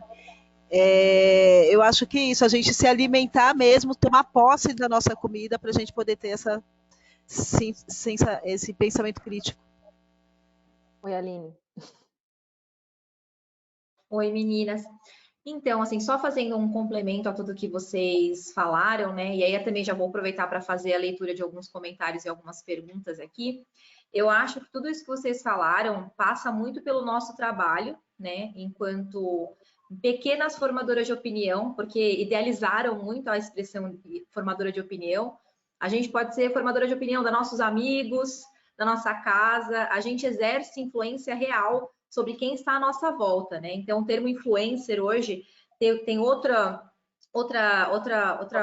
peso, né, em cima dessa expressão, mas a gente pode, enquanto influenciadores da vida real, a gente pode tentar resgatar a cerveja assim como ela nasceu, né? A cerveja, ela nasceu para ser alimento, ela nasceu como um substituto da água, ela sempre foi vista, né, principalmente para os estudiosos na época da Idade Média, como um alimento, né?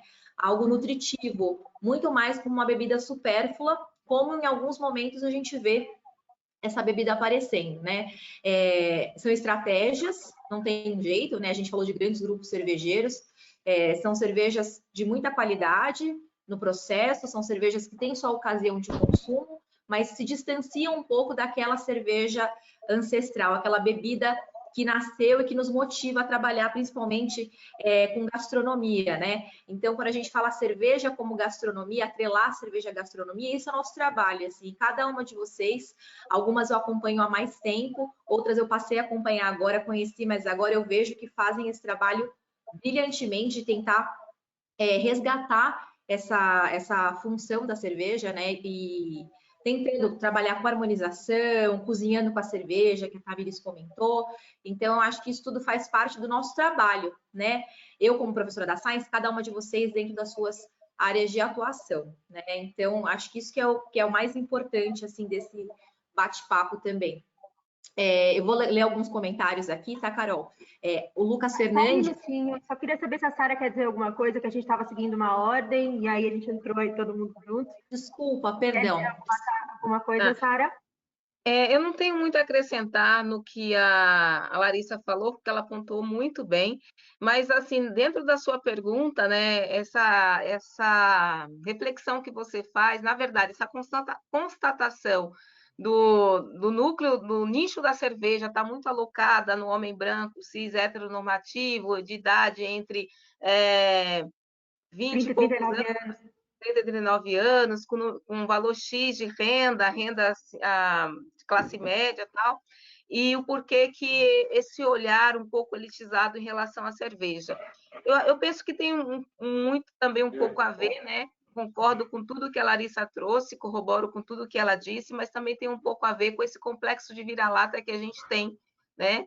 De achar que tudo que não tudo que é nosso não é bom, tudo que é de fora é bom, e, além do que, tem também essa herança ainda colonialista de você dizer, se sobressair por um status quo, ser diferente. Ah, eu sou diferente. Eu tomo a cerveja X, que custa X, eu sou diferente de fulano de tal, que mora lá na favela.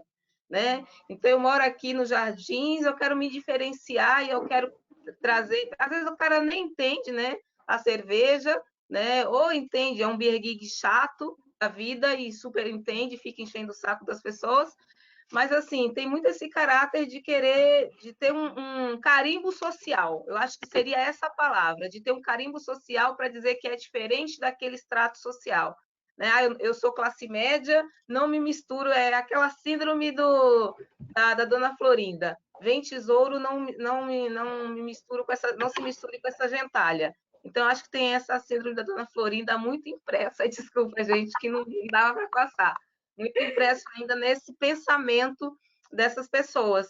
E é por isso que a gente precisa ter esse papel de desconstruir esse lugar de privilégio, de achar, da carteirada, né, que tanto o Roberto da Mata fala para a gente, refutar essa carteirada que essas pessoas gostam de dar, porque a cerveja ela tem que ter a função social dela, de ser realmente democrática. E democrática é chegar em todos os espaços de forma que todas as pessoas possam consumir.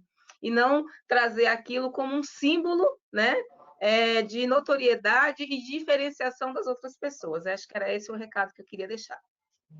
E a elitização, ela vai para além do preço, porque hoje a gente tem muito mais acesso a cervejas que, se você trocar mainstream pela artesanal, aquilo não faz tanta diferença no seu bolso. E você pode consumir algo muito melhor, você pode trazer uma nova experiência e evoluir seu paladar. Eu acho que o problema é a gente transformar tudo em algo inacessível. É você ser ridicularizado porque você não conhece um prato X, porque você nunca comeu, sei lá, um carbonara na sua vida, porque você não sabe o que é uma IPA, porque você não sabe o que é uma pastry stout. Tipo, e daí? Qual é o problema, sabe? Eu acho que o problema é, sabe, o amigo do cervejeiro caseiro? O cervejeiro caseiro, ele vai, produz a cerveja, dá pro amigo, o amigo toma, ele sabe que aquilo é uma IPA, a partir daí, que ele conhece a diferença de uma IPA para uma Weiss, ele já começa a desmoralizar quem está atendendo, ele já começa a desmoralizar quem não sabe. Então, eu acho que é meio que isso, sabe? Esse é um exemplo que eu já vi muito na vida, começa bem por aí. Mas então, vamos às perguntas. Vamos lá, Carol. Tiveram algumas perguntas que são parecidas, né? Tentando pedir opinião de vocês, assim, de como convencer os amigos e familiares da ideia beba menos, beba melhor, né? Sem parecer ser chata, como a gente conversar com a nossa turma para tentar mudar esse comportamento de consumo aí. Posso falar? Bom, o que eu geralmente faço entre amigos, aqui em casa com meu filho, né, a minha bolha de amigos, geralmente é servir jantar harmonizado. Eu sempre faço, principalmente para aqueles que não conhecem, né? Então, agora com a pandemia não dá, né? Ficou difícil, mas eu sempre fazia isso em casa. E era sempre uma experiência riquíssima. E tenho depoimentos de muitos que falavam assim, eu não conhecia cerveja, não sabia que dava para harmonizar, não sabia que dava para fazer isso com a cerveja. E a partir do momento que você trouxe essa experiência, eu consigo ter um outro olhar. Fui até pesquisar para saber os estilos, escolas, eu consigo chegar num lugar e pedir um pint de determinada cerveja, já consigo harmonizar com determinado prato. Então, a pessoa já começa a pensar na harmonização, já começa a ter uma relação de alteridade com a comida e com a cerveja, porque eu acho que é isso, você ter alteridade, né? Você conseguir se relacionar de uma forma bonita, bacana. Então, assim, uma das formas que eu faço, né? Estou falando a partir do meu recorte, a partir da minha bolha, da minha percepção, da minha perspectiva é essa. Convidar amigos e amigas que não têm nenhuma relação direta ou que não conhecem e oferecer uns jantares, almoços, enfim, é bem legal. Quero. Eu posso falar? Eu gosto de buscar indicações de bom custo-benefício, porque, como a Carol estava falando, a cerveja mais cara, ela assusta, né? Até hoje em dia, se você chega num jantar, hoje não por causa da pandemia, mas generalizando, né? Se você chega num jantar com vinho de R$300, as pessoas vão falar, nossa, que chique, um vinho de R$300. Aí você chega com uma cerveja de 80, de 750 ml, as pessoas falam que você é louca, onde já se viu? Você está comprando uma cerveja de R$80. Eu falo por experiência própria. Minha própria família, quando eu comecei a estudar cerveja, que eu falava que eu pagava mais de R$20 em uma garrafa de cerveja, era um absurdo. Um absurdo, porque onde já se viu isso? Então, assim, o início de tudo, quando você consegue fazer indicações de cervejas com bom custo-benefício para cervejas, por exemplo, que estão ali dentro do estilo, cervejas mais clássicas, porque quando você começa a brincar com muita coisa, por exemplo, cervejas mais extremas, ou então que vai fruta, que vai condimento e tal, às vezes pode assustar. Mas se você tem uma cerveja clássica, uma porter clássica, por exemplo, num ótimo custo-benefício, sendo vendida dentro de um supermercado, que eu possa falar, ó, sei lá, no fulano de tal ali na esquina, vende essa cerveja, e ela é ótima, produção brasileira, tá dentro de um preço bom, você consegue usar para cozinhar, consegue usar para beber, harmonizando com outra coisa. Eu acho que isso é uma porta de entrada absurda, que as cervejarias têm que prestar mais atenção nisso, em fazer cervejas com custo-benefício um pouco menor, de estilos diferentes. IPA, a gente tem um monte no mercado, quase todo mundo já sabe o que é uma IPA, mas uma Porter, uma Brown Ale, uma Golden Pilsen Ale, muito bem feita, né? O que aconteceram com as Pilsens? Exatamente, é porque é difícil. Eu sei. É difícil. Tocar Então, assim, o básico é muito mais difícil, gente. Exato, o arroz com feijão ali, ó, certinho, dentro do negocinho completo, que você fala, que delícia, falta. Então, ter cervejas, ter indicações para passar para as pessoas de custo-benefício é muito interessante para essa parte de entrada das pessoas no mercado cervejeiro. Eu não vou indicar uma lambique para uma pessoa que está começando a beber, porque eu amo lambique. A primeira vez que eu tomei foi no curso de sommelier, então eu não conhecia antes. Né? É igual aprender a dirigir. Eu não dirigia antes de eu pegar o carro na autoescola para começar a dirigir. Então, eu tive um aprendizado completamente diferente de outras pessoas que falaram, eu já tinha pego o carro, eu já dirigia antes. Né? Então, eu acho que essa parte do custo-benefício é bem interessante a gente começar por aí.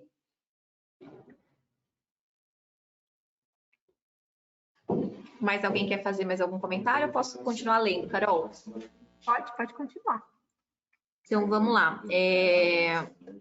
A Cláudia, ela comentou, né? Ainda tem mulheres que...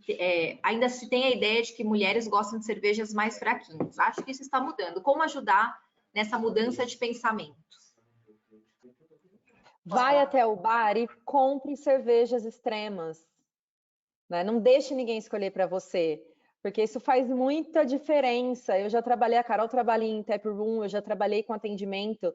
Existe muito ainda hoje em dia o homem que escolhe a cerveja para a mulher tem que ter poder de escolha, né? Quando ela pode, óbvio, e quando ela consegue levar isso para frente, né, na vida dela. Então, tenha poder de escolha e faça suas escolhas, experimente, peça uma provinha. A gente sempre vai ter sororidade com uma mulher que quer experimentar alguma coisa. E você pode aproveitar muito o conhecimento de quem está te atendendo. Tipo, aquela pessoa manja muito, ela sabe de tudo que está vendendo ali. Então, você pode, sem medo, perguntar e explorar esse conhecimento, ainda que você volte para aquilo que lhe for acondicionado, mas que você volte porque você quer. Não porque alguém disse para você que era aquilo que você tinha que beber. Porque ninguém é obrigado a nada nessa vida. Somos todos donos e donas dos nossos corpos, das nossas escolhas. Então, faça e beba o que você quiser beber, faça o que você quiser fazer, desde que seja algo que você realmente queira. Exato. Então, é isso. Paladar é uma coisa construída, né, gente? Paladar é E uma particular construção. também, né? Paladar é uma construção. Ninguém nasce com paladar pronto. Ele é um vocabulário, do mesmo jeito que você aprende, você é alfabetizado. E aí Ninguém você é nasce comendo alfabetizado, jiló, né, Larissa? você aprende sem... Eu amo Giló desde sempre. Eu também. Tá? Tenho memória afetiva com Giló. Eu acho que até por isso que eu gosto de IPA. De Negroni. Mas você aprende quando você é criança, você fala 50 palavras, 100 palavras, e aí você vai aprendendo a sua vida toda. Se você tiver a oportunidade, acesso e vontade, você vai desenvolvendo, né? Eu acho até uma sacanagem, né? Eu sei que é um termo, paladar infantil, é um subterfúgio, né? Porque o paladar, a criança vai ter o paladar que é o que for exposto a ela. E paladar feminino, gente, a língua não está atrelada ao cromossomo, né? Então, Paladar não tem gênero. Exatamente. Não tem gênero, não tem cultura, não tem local. As pessoas elas vão ser expostas àquilo e aí você vai criando referências. E claro que isso vai ser moldado pela sua personalidade, né? Então, acho que não tem. Exato. Né?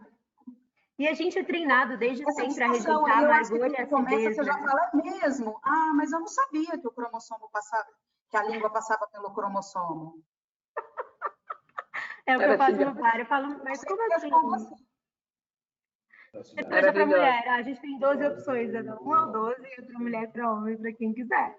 Tá aí para quem quiser. Inclusive, se dependesse disso, eu acho que eu nem sou mulher, porque se fosse... eu não gosto. É que como a gente rejeita desde sempre amargor, e aí as pessoas tomam e veem que aquilo é legal, principalmente homens, porque é muito comum ainda você, sei lá, ir a um restaurante e a carta de cerveja ser entregue ao homem e a de drink às mulheres. Isso parece algo tão antiquado, mas é muito real, é muito presente.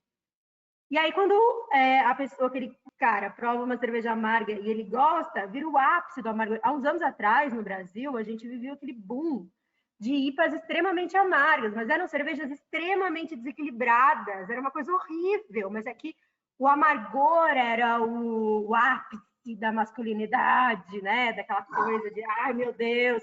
E aí, em contrapartida, veio o dulçor para a mulher. Eu já vi vários bares, por exemplo, no 12 de junho, que é o Dia dos Namorados, traga a sua namorada, ganha uma cerveja e ela ganha um bombom. Tipo, meu filho, que mané bombom?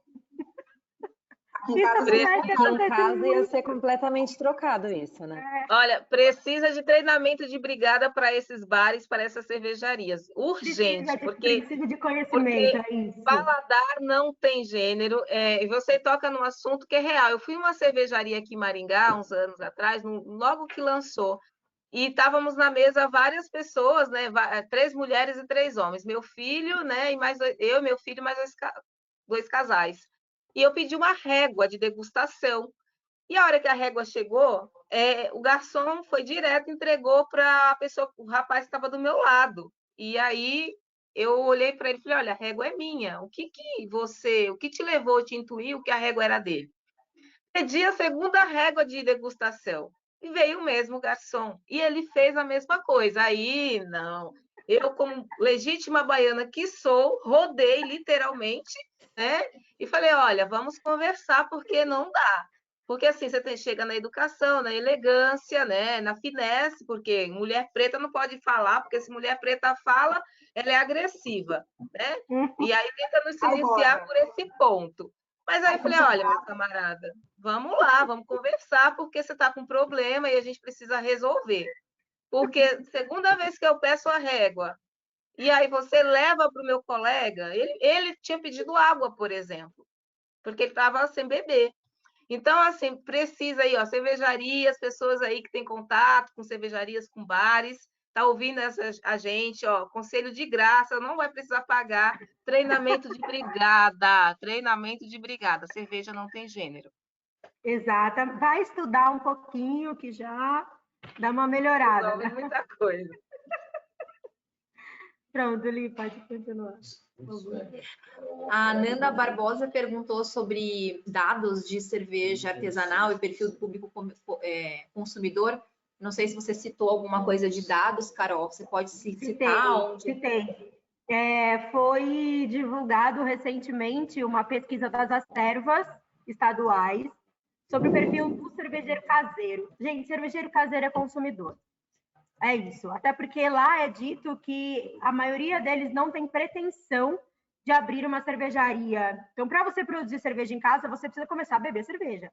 Para você, pelo menos, entender minimamente de estilo e produzir aquilo na sua casa. Então, geralmente o interesse vem disso, né? Sim, exatamente. É justamente isso. Foram ouvidos, se eu não me engano, 872 pessoas. Desse total, 93% são homens, 7% são mulheres. E aí tem todo tem os dados assim bem separadinhos. Então, eu cito, por exemplo, classe social, né, salário. 35% ganham de 6 a 10 salários mínimos, 32% tem renda superior a isso. Aí não lembro o percentual de brancos, mas era um percentual bem significativo. Mas, em suma, são homens brancos de 30 a 39 anos, com um salário de 6 a 10 salários mínimos mensais, que preferem IPAs, inclusive, né? E não lembro mais um outro dado, mas isso tem tudo no Guia da Cerveja. Foi divulgado essa semana. Então, tá tudo ali confirmadinho. Quentinho. Sim, exatamente. Boa. A Fernanda Ueno mandou: menina, só gostaria de falar que esse papo foi inspirador, aprendi muito hoje, obrigada, vocês são incríveis. Maravilhosa, Fernanda. Fernanda que participou de um debate com a gente também, de mulheres cervejeiras aqui no mês passado. A Andresa Piccoli, ela falou: faço cerveja de panela. Como vocês acham que nós, paneleiros, podemos contribuir para romper com essas ideologias de classe preconceituosas com a nossa cerveja? Tenho umas ideias, mas queria ouvir vocês. Vamos. Quem quer começar? Sara? Vou passar para a Tamires, depois eu falo. Não, pode falar, pode falar. Eu não tenho experiência com cerveja caseira, né? Eu não faço cerveja em casa e muita gente confunde, né, o nosso trabalho como sommelier com uma pessoa que faz cerveja. O cervejeiro caseiro, ele contribui muito, né, para essa parte de consumo, né? Porque como a Carol estava falando, acho que foi a Carol que falou que ele presenteia o amigo com uma cerveja, o amigo começa a conhecer aquilo, né, como cerveja. Uma dica que eu dou é sempre estudar bastante a cerveja, estudar o estilo que você está fazendo, né, para você conseguir, quando você for presentear alguém, a gente sabe que não pode vender, né, cervejeiro caseiro não pode, ele não tem registro dessa cerveja que ele está fazendo, mas sempre que ele for tomar, que ele for convidar alguém, ela, né, for convidar alguém para tomar essa cerveja que ela fez, tentar passar de uma forma didática também o que é, não só como um copo de álcool, né, que ela está fornecendo ali, que foi ela que fez, mas sim algo que vai te trazer um pouco de cultura. Olha, essa cerveja é uma New England IPA, ela leva um pouquinho de aveia, ela tem uma história legal, dá para colocar fruta,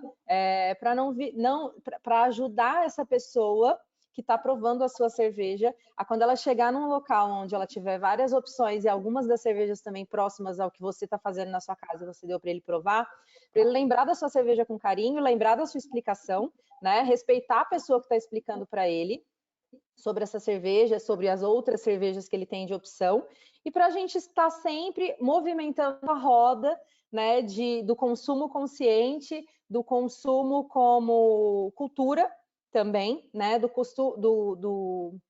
consumo como gastronomia. Então, a minha dica é sempre não ofereça só um copo como esse é meu álcool que eu faço, e sim como essa é a história desse álcool que eu faço. Vou fazer um adendo antes da Sara completar que tem umas coisas que eu citei anteriormente como pergunta, mas que é a questão da linguagem e transformar tudo em algo inacessível, inclusive a cerveja. Então, às vezes, as pessoas se deparam com estilos diferentes, elas pensam que elas foram enganadas a vida toda, quando, na verdade, não. Que cerveja a gente tem muitos estilos e é uma bebida para todo mundo, ela é democrática. Não tem problema se você passa a conhecer o que é uma IPA e tomar uma IPA, não tem problema que aquela pessoa continue numa American Lager. Tudo bem, não tem problema, é o paladar dela, é o que ela quer beber. Então, acho que, antes de tudo, é uma escolha pessoal. É importante que a gente saiba. Na minha casa, por exemplo, eu não consegui fazer minha mãe gostar de absolutamente nada. E tudo bem. Eu abro um Bramão lá com ela, bebo tranquilamente, porque é mais o prazer de estar com ela do que a bebida em si. Então, isso é uma coisa que eu tenho visto muito, que é do tipo, as pessoas chegam até o Tap Room e o cara que conhece minimamente um pouco mais que o outro, ele já determina o que aquela pessoa vai beber. E Acaba não, forçando. relaxa, deixa que ele escolha o que ele quer. Então, eu acho que é isso. É tipo, o sol tá aí para todo mundo, cerveja também é para todo mundo, a democracia, a gente tem muitos estilos, e é isso. Tipo, você bebe o que você quiser. Eu acho que se você já não demonizar, já é um grande caminho, porque assim, se você demoniza aquilo que a pessoa gosta, o que ela está acostumada a consumir, a minha sogra, por exemplo, ela adora American Lager da indústria, porque ela acha mais leve, ela acha menos amarga, ela acha uma série de coisas. Então, assim, não dá para você virar e falar, você está errada, você não gosta, você não pode, isso é ruim. Eu não gosto, eu acho que o caminho da demonização, ele é o caminho do distanciamento. Com certeza. Porque é isso, assim, por isso que eu acho que tem sempre um cuidado, eu falo muito isso na gastronomia, não demoniza a indústria, não demoniza aquilo que a pessoa está habitualmente consumindo, porque em vez de você convencê-la a fazer algo a trazê-la para o seu lado, você distancia, né? Você joga para mais longe de você essa pessoa, entendeu? Você não vai converter ninguém demonizando ou inferiorizando, né? Com certeza. A gente volta para a questão de gênero também, né? Ele entrega o que promete. A gente volta para a questão de gênero. Desculpa, exato. Carol. Não, imagina. Não tem problema uma mulher gostar de uma Barley Wine de 14% de ABV e um homem gostar de uma Catarina Sour que tem 3,4%. Então não tem problema. Também, né? Exatamente, não tem problema. É democrático já desde sempre. Fomos nós, a geração anterior a nós, eu acredito, e uma anterior a ela, que começou a colocar esses trilhos como se as coisas fossem de outra forma que elas não são. Né? Sabemos que a cerveja foi inventada por mulheres, né? Então, por que isso foi tirado de nós, né? Essa liberdade de escolha. Então, a gente tem que retomar isso aí de uma forma natural. E aí, só pegando um gancho, né? Acho que a minha fala perpassa pela fala de todas vocês. É isso, né? Democratizar o acesso, né? À informação, ela tem que ser extremamente democratizada. A linguagem também tem que ser acessível, porque a linguagem também afasta. Deixar um pouco a arrogância e a prepotência de lado, porque geralmente quem está implicado dentro do nicho da cerveja artesanal tem uma linguagem sempre da imposição, de querer criar o repertório da pessoa e dizer o que a pessoa tem que tomar. E se a pessoa, de repente, rejeitar aquilo que você está oferecendo, eu já ouvi, né? Eu não sou, por exemplo, uma pessoa que sou fã de IPAs, né? O amargor não faz parte do meu repertório, né? Algumas coisas gosto, outras não. E quando eu falo que eu não sou tão fã de IPA, as pessoas falam assim, mas você não conhece cerveja, não sabe o que é cerveja. Então, isso é extremamente... Eu conheço e posso recusar aquele estilo, porque o meu paladar, naquele momento, não quer. Então, acho que tem que ter esse cuidado de não impor o seu gosto, de não impor o seu repertório, de não impor as suas tradições, aquilo que você gosta ao outro, à outra. E é isso que a Larissa falou, trazer para o seu lado, não demonizar, né? A pessoa gosta de tomar sua América Lager da grande indústria, né? Então, acho que cabe a você construir esse diálogo, essa ponte, para que a pessoa um dia venha gostar daqueles estilos, sei lá, uma creme ale, uma brown ale, né? Uma sour, tem gente que não gosta do azedo e de repente vai vir para o azedo, né? Por mais que tenha uma ABV baixo, ela é uma cerveja que dá uma certa astringênciazinha na língua, tem gente que não gosta. Então, é cativar, né, a pessoa e não impor. Porque às vezes você vai ter um grande aliado e a sua abordagem, a forma que você chega, afasta aquela pessoa para um sempre, né? Então, acho que tem que ter esse feeling, né? Fazer aliadas. Concordo. Tem mais perguntas, gente? Tem mais algumas perguntas, mas acho que a gente não vai conseguir ler todas, porque já está avançando aqui o horário. Só lendo alguns comentários aqui, o Evandro comentou: país de terceiro mundo faz cidadão através da mídia, comprar um smartphone top de linha sem saber utilizar as funções, deixam para trás a alimentação com qualidade. Aí tiveram mais alguns comentários falando sobre o problema é perceber para onde vai o dinheiro que se gasta com a cerveja. Na maioria dos casos, mesmo nas cervejas especiais, ainda vai muito dinheiro para os grandes grupos econômicos. Né? O que fazer para reverter isso? A Daniela comentou: papo maravilhoso, bate-papo incrível, obrigada por partilharem tanto conhecimento e experiência. A Aline Finato Alves falou que é tecnóloga em alimentos, faz cerveja em casa, e ouvir vocês foi motivador e entusiasta. Já quero mais webinar com esse debate super importante. E aí, por fim, aqui, a Francisca Pinheiro falou: faço cerveja em casa, faço parte de um grupo de cervejeiros caseiros com aproximadamente 70 integrantes, sou a única mulher do grupo. Imaginei meu fardo de me fazer ser ouvida. Amei a conversa, precisamos tornar isso mais frequente. Tá de parabéns essa daí, heroína, viu? Essa resistência. Aí eu chamo de olha, para um grupo, eu não sei o que é estar em um grupo com 70 machos, eu não dou conta. Eu também não, eu teria, ó. Tá de parabéns. Resiliente, sim. Arrasou, amiga. Representou. Representou. Hashtag representou. Meninas, vocês querem falar mais alguma coisa? Dar um último recado? Eu quero agradecer. Desculpa se eu cortei alguém. Quero agradecer o convite da Carol. Acho que a gente tem muito a acrescentar, não só nós, mas o Science em si, com esses projetos e todos esses debates que a gente levanta. Tem mais 2 aí vindo pela frente, né? Dois outros temas muito importantes. Então, quero agradecer. Fiz amigos novos nesse webinar, que eu não conhecia algumas das meninas, e deixar o meu Instagram à disposição também de todo mundo, que é uma forma que a gente tem de contato mais direto hoje em dia, para todo mundo que está assistindo. Quem ainda não me segue, quiser me seguir, tirar alguma dúvida, perdi alguma receita, uma indicação de cerveja, a gente está sempre à disposição de vocês. Tamires Cirilo. Sara, quer falar alguma coisa? Eu também só queria agradecer, né, o convite, né, agradecer a SAIS que está promovendo esse debate, um debate rico, necessário, oportuno, né. Fiquei muito feliz de estar nesse evento junto aí com a Larissa, que eu sou fã, vou ficar falando o tempo todo. A Celina, muito obrigada, ensina muito, conheci ela através da Confraria das Pretas, sou uma grande fã. A Tamires, né, que a Carol nos apresentou, né, por enquanto só virtualmente, espero um dia a gente poder se encontrar, agora que a pandemia passar.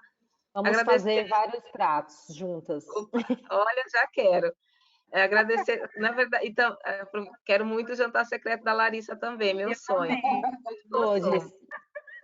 E acho que a gente depois podia fazer um grupo para isso, né? Planejar um jantar secreto com a Larissa, maravilhoso. Gostei muito do tema, até Riara, sou eu, sou filha de Inhansã, então tô aqui.